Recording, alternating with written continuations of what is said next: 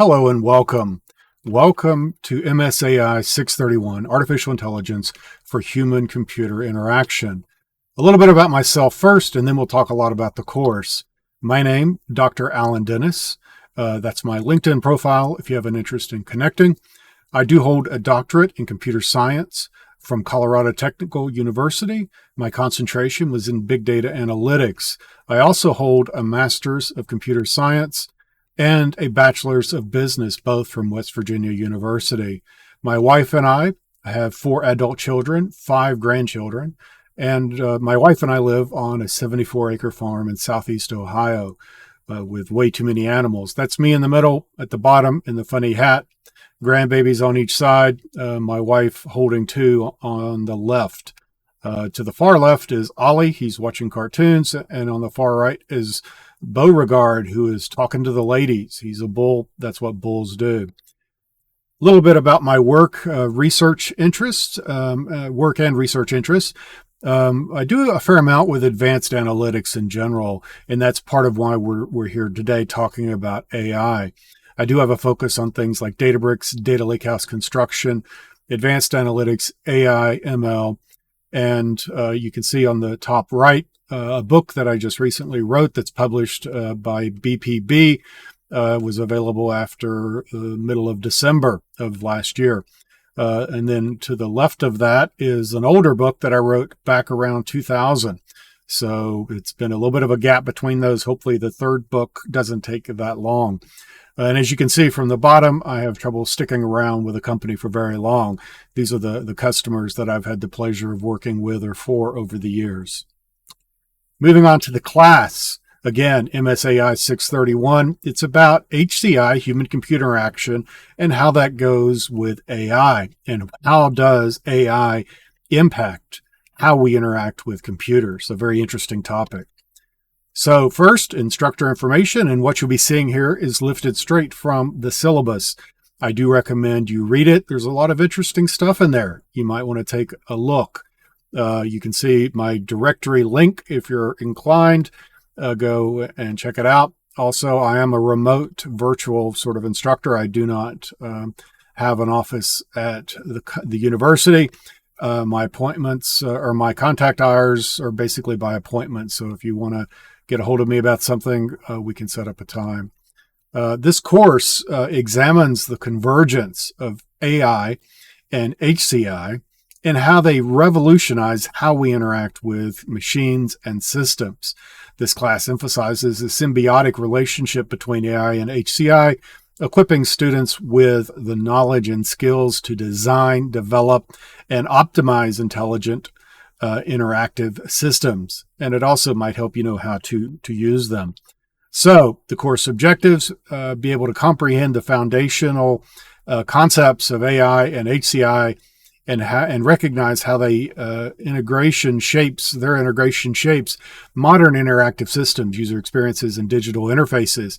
Apply user-centric design principles, usability heuristics, accessibility guidelines to design and develop intuitive, user-friendly interfaces that cater to diverse user needs and preferences. And then demonstrate proficiency in integrating machine learning techniques such as pattern recognition, classification, and clustering to create real-time interfaces that adapt to user interaction and preferences. Develop expertise in creating AI-powered natural language interfaces by exploring concepts in natural language processing, NLP, enabling the design of conversational agents, chatbots, and voice-driven applications. Identify potential ethical challenges related to AI-powered interfaces, including bias, privacy, transparency, and accountability, and propose strategies to address these concerns while designing HCI solutions, and then gain practical experience in designing, prototyping, and evaluating AI-driven interactive systems through hands-on projects applying usability testing and iterative design to refine and optimize the user experience. So you can see we'll be busy during this course.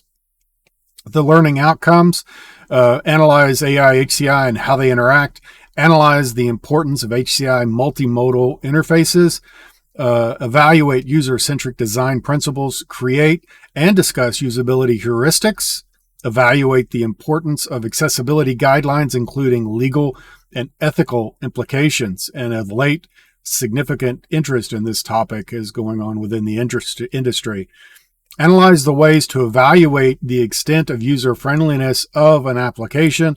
Analyze the approaches to using AI techniques to improve user experience and create a recommendation system using AI and HCI concepts. Apply NLP concepts such as tokenization in an NLP-based chatbot, and then evaluate prompt engineering, hard prompts, and discuss alternative approaches, and then create an intelligent chatbot by integrating a traditional chatbot with an AI as a service offering, such as Azure's cognitive services. The textbook for this course is from Core, Designing Human-Centric AI Experiences, Applied UX Design for Artificial Intelligence, published by A-Press, published in 2022. There's also a website, interactiondesign.org, pretty good textbook there as well. A useful but not required resource is McKinsey's Human-Computer Interaction and Empirical Research Perspective, the second edition, especially because the first is a bit dated. For software in this course, nothing that you'll need to buy, nothing the university has to buy. Everything we use is open source or free. Examples of what you might use are Anaconda or equivalent, which I do go through the installation process of that. You could also potentially use Google's Collaborate, which is an online, essentially version of hosted notebooks as well. There's a free Hugging Face account that you might want to set up, GitHub as well, and then a Microsoft Azure subscription. And do get the free tier, no trials, no paid, no reason to use your work or personal accounts. You will want to use a free subscription with the free services, and we'll talk more about that as we go on. Academic dishonesty policy, don't plagiarize, don't cheat. It's really that simple. If you're caught doing so, you're going to fail the assignment for starters. You may fail the course. So in short, don't do it. And if you do use tools such as AI tools to generate materials, perfectly acceptable as long as you say what you did. So make sure that, as with citing a source, you may need to give attribution to whatever system it is you used and be transparent into what elements of it, of your thing you used it for. We'll talk more about the implications of AI in academics along the way as well, because they are quite relevant, not only from a human centric perspective, but also just in general with how we learn. Attendance policy, you need to show up and engage. If you don't, you may get dropped from the class. So do show up. And this is a busy class. You will be doing a lot. So participation, there is a group project in this course. You will need to work with a group. You will need to be actively engaged, doing your share of the work. Otherwise, there will be implications. So you may lose points if you are not participating in this course.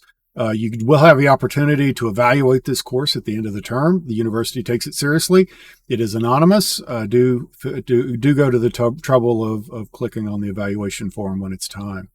If you have a disability, there's a process to go through to ensure that you will be accommodated. If there's something going on that I can help you with, feel free to let me know. If you don't like your grade at the end of the course, you do have the right to appeal. That doesn't mean it'll change, but you can appeal. And if there's a clerical error, it certainly will be taken care of. But do keep that in mind. And do, as I said earlier, read the syllabus. Again, lots of stuff in here, right? Your responsibilities as a student is to use the University of Cumberland's email system for all academic, administrative, and communication between faculty, staff, and peers. Check for your emails using the iLearn, and class announcements is where iLearn will be coming into the mix. You do want to be checking it relatively often. Demonstrate Cumberland's character in and outside of the classroom per the university's mission and vision, and ensure you have a consistent required technology. You have consistent required technology for this course. Participate in the course regularly to find announcements and updates. Complete assignments. Keep in mind the deadlines are in Eastern time. Doesn't matter where you are. The world revolves around EST, or Eastern time in this case. Connect with your fellow students and faculty. That will be especially important during your group project. Present written work in an academic and a professional manner. This is not you and your friends. This is an academic and professional setting. Take examinations on the designated dates. There aren't any, but don't be late with your assignments. We'll talk more about that later on. And so on. If you have challenges, reach out to your student success coordinator. Course policies. And this is basically going through how you should be communicating. You need to use the university's email for communications. Don't use Slack or something else.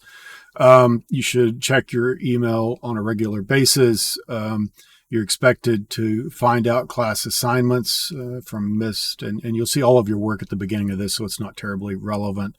You're expected to determine if any changes have been made to the class or assignments or schedule, and if there are, I will post an announcement. Work must be presented in a professional manner. Work that is submitted in a professional manner that is not submitted in a professional manner will be returned and not graded. You are expected to use reasonable grammar and spelling and punctuation and diction. So we do expect you to be writing at a college level. Things like Grammarly can greatly assist you with that, and it's an example of an AI tool that is quite beneficial and useful. Work that does not exhibit care with regard to these elements will be considered as inadequate for college, and writing and graded accordingly. That being said, I really want to hear your writings, not someone else's. So feel free to do your best, and I will accommodate, given that for some, English is not their first language. The key thing on this slide is that big bold sentence at the very bottom. Late assignments will not be accepted, period. So do not be late with your work. You can be early. No harm in that. I would strongly recommend you work ahead on many of these, especially if you anticipate some sort of interruption in your typical cycle.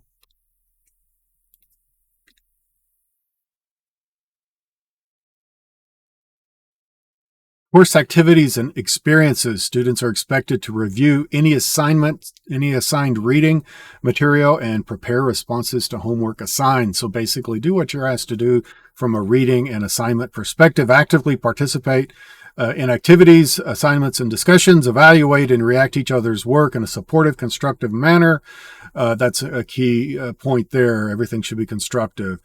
Complete specific assignments and exams when specified in a professional manner, and then utilize learned technologies for the course assignments, and then connect content knowledge from core courses to practical training, placement, and activities.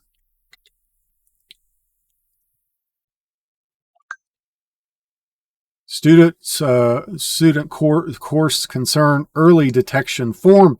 That's a mouthful. So there is an early detection form. If you see something going not well, there is a process for submitting that.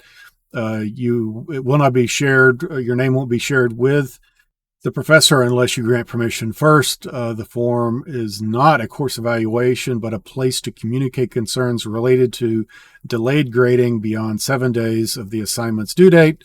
Faculty not responding to emails, no responses in over 36 hours, and so on, folders or content unavailable. If for some reason any of those things seem to be occurring, feel free to send emails, leave voicemail, text messages to the number that's on file. It would be something that is not intentional, I assure you. Course evaluation. You will be evaluated several ways during this course. There is a group project. In this case, it says that it's residency. That's just because we've changed the course from a residency format to a group format in 8 weeks with no residency. The 60% is no longer true, but the group project does bring a considerable percentage to your points. So we'll move on to that next. And that information is out of date. I'll need to update this going forward. But anyway, the scale is not there is the typical 900 points or higher is an A, and so on. And here are the assignments. There are 2 discussions in this course. One of them is at the beginning. The last one is a reflexive post at the end. And for some reason, that table moved around. So I'm going to take a moment and fix that. Up here, so I don't quite know how that happened. And we'll resume. Apologies. So you can read it a little better now, perhaps. I'm not too sure why it moved. So in the first week, you'll have an introduction, the typical who you are. It's worth 10 points. At the very end, there is a discussion that is the reflective discussion. What did you like in the class? What did you learn? What could have been done better?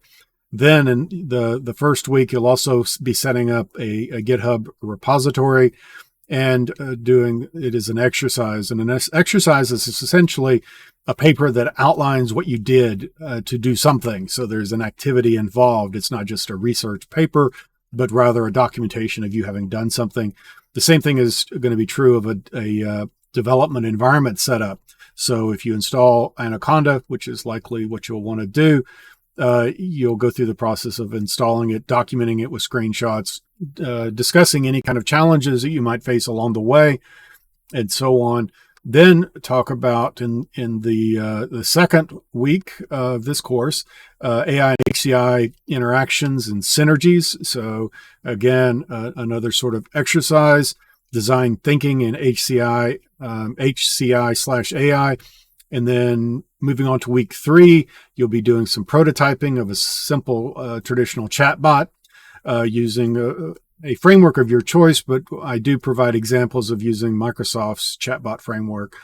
And then you'll integrate that chatbot as part of that same week as a secondary step with and 2 different submissions for that with some sort of an AI as a service. And I will provide examples of having doing so with Microsoft Azure's AI services for that purpose. And it could be something as simple as sentiment analysis off of a phrase that you send across that originates from you typing into the chatbot. In week 4, you'll design a conversational agent as an exercise, and then you'll do a user-centric design principles as a project. And then this is the first time that you actually have a group project submission, which will be a proposal. Before you do that submission of a proposal, you will have asked me through a message or something if this is acceptable, because it is very open as far as what is the type of things that you will be doing with that. But it will involve a large language model, most likely, using some form of interaction with advanced technologies. Hugging Face is likely going to be the place that you'll want to do that. We'll talk more about that as we go. But groups will be assigned early, certainly by the end of the first week, if not beforehand. The only challenge with assigning them too early is that if someone shows up to the class late, they may not be in a group. So we'll keep an eye on that. But I'll likely go ahead and assign them before the class starts, just so that you can go ahead and connect with your group members and start working early. And I do recommend you give that group project a fair amount of your attention, because while it's not 550 points, which is what it would be if you were in the residency session, it is still a significant portion of your grade. If you start adding up those group project submissions down there on weeks 7 and 8, you'll see 80 points and 80 points and 80 points and 80 points. So that's a lot. Let's see, 320 points. So 2.5 letter grades, give or take. So main thing, you want to be very conscious of that. Then also you'll want to integrate a traditional chatbot with an AI service. We already talked about that. Moving on to week 5. Sorry, I lost my place when I went down to look at the group stuff below. You'll want to evaluate user friendliness of an application project. You'll want to and also compare a chatbot to a virtual assistant as a report. So that's one where you'll be using examples from your world, your experiences, and also combining that with some research so that you can speak clearly about what is a virtual assistant, what is a chatbot, how are they similar, how are they different, understanding that some of these terminology are quite loose as things are evolving rapidly. You'll also, in week 5, complete the practical connection assignment, which is required of all of our courses. Then in week 6, recommendation systems using AI HCI. Identify ethical challenges during AI HCI design. So what kind of ethical challenges might you encounter when you're designing applications that use AI? Adaptive UI using HCI AI, so something that changes as you interact with it based upon what you do. It can be relatively simple, could be very advanced if you have the capability and time. And then an exercise talking about accessibility guidelines. Then in week 7, you'll have group projects, do 2 of them. The first 2 are a design document, so you'll have created that early on, but I do give you until near the end of the course to submit it. And then you'll submit the source code that was used in your project in both the GitHub, and you'll also attach it to a submission into the classroom. Then in week 8, you'll talk about bias and HCI AI interfaces, and then you'll do a group project presentation where you will present a recording of your group project's presentation, and then you'll talk about the results as a report as well. And then finally, the reflective discussion. So a lot in this course.